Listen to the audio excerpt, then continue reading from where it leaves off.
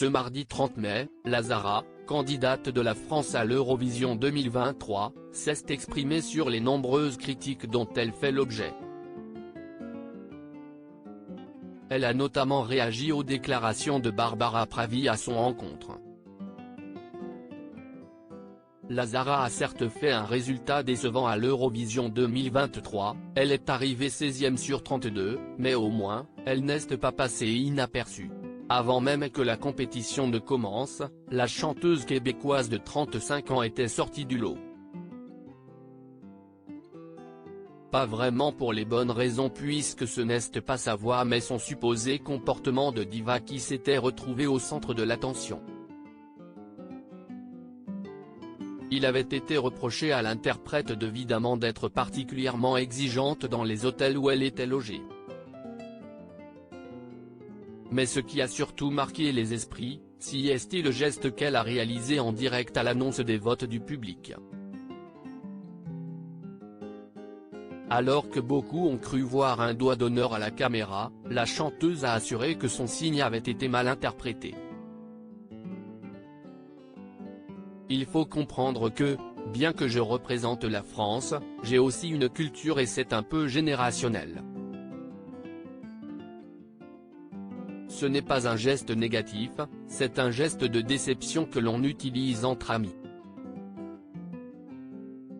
Je peux comprendre qu'outre-mer, SIC, outre-Atlantique, ce soit considéré comme un autre geste, s'est-elle justifiée juste après auprès de BFM Télévision. La Zara agacée par les critiques. La Zara a beau avoir assuré à plusieurs reprises qu'il s'agissait d'un geste purement amical, certains nez ne démordent pas, la chanteuse a eu un comportement déplacé lors de l'Eurovision. C'est le cas de plusieurs anciennes participantes, dont Marie-Myriam, dernière à avoir décroché la victoire pour la France, ou encore Barbara Pravi, qui était arrivée deuxième en 2021. Je crois que c'est une artiste compliquée, mais je ne sais pas à quel niveau a-t-elle notamment commenté sur Europe 2. Ces déclarations sont évidemment venues jusqu'aux oreilles de la Zara, qui n'a pas manqué d'y répondre sur les réseaux sociaux. Pas besoin de micro tendu, elle s'est emparée de sa story Instagram pour déclarer « Je voulais inviter tous ces artistes qui vont encore parler de moi sur des plateaux ou à la radio, qui prétendent me connaître et qui ont un avis sur la Zara, à parler de vous. Je suis sûr que vous avez des projets incroyables, qu'artistiquement vous êtes piou, comme ça. Vous pouvez parler de vous. Pas besoin de parler de moi. Il va quand même y avoir des clics et les gens vont quand même être intéressés.